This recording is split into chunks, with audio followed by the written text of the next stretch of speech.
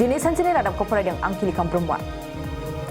NLFBनि दैदेनगिरिया क'क्राझार लकसभा बियाब आरो उदालगुरि लकसभा बियाबखौ STआवनो लाखिफिननो दाबि खालामदों। जुदि उदालगुरिया बारायोबा उदालगुरियाबो ST जाहैनांगौ, जुदि क'क्राझारा STआनो थाखानांगौखा। गसाइगावनि सराइबिलाव मैदेरजों गाजानानै सासे सुबुङा गोब्राब जोखोम जादों। टुक्राझार BBC लाइमोन आफादनि बानजायनायाव लाइमोन बोसोरसालिया मावबादा खुंफुंनो लाहार फाहार। गोलाव समनि उनाव BTCनि बारग' गाहाय खुंगिरि हाग्रामा महिलारिखौ मोनसे रंजानाय बुब्लियाव नुनो मोन्दों। फैगौ 7 आरो 8 जानुवारियाव उदालगुरि जिल्ला ब्रह्म धोरोम आफादनि जथुमाखौ गेरुवा बाजारनि गेलेग्रा फोथाराव खुंगोन।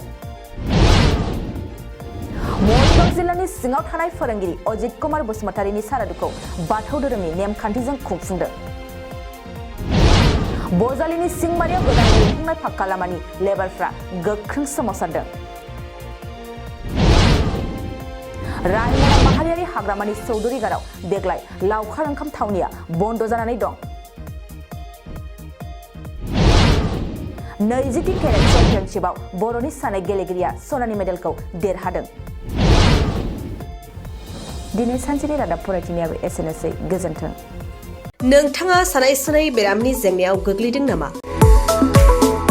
जुदि नोंथाङा सानाय सुनाय दंब्ला जिंगासिनांगौ गैया।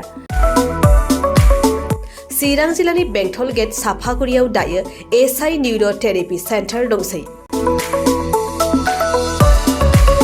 बे थेरापि सेन्टाराव नोंथाङा गोरलैयैनो देहानि सानाय सुनायखौ फाहामथाय लानो हागोन। बे आथिं सानायानो जाग्रोदों, ओमफ्राय जानाया एसे सिगांनिफ्रायनो जाखादों, ओमफ्राय बिदिनो गुबुन गुबुन मुलि जाबाबायदों, ओमफ्राय हामाखै। दिनैनि ट्रिटमेन्टआ आङो एसे मोजां मोनसिनबाय। जेरै सिं सानाय, आफादावरि सानाय, मोदोम जरा सानाय,